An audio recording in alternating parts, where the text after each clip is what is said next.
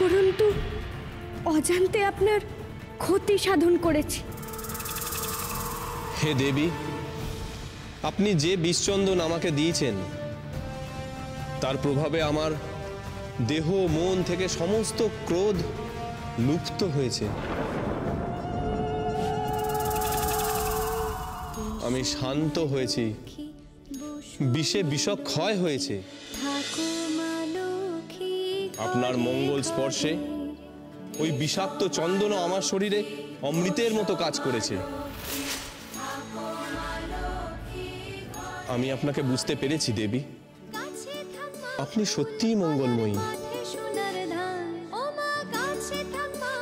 পূর্বের রূঢ় ব্যবহারের জন্য আমাকে ক্ষমা করবেন।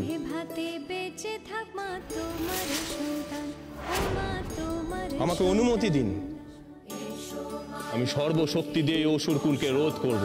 বীরভদ্র,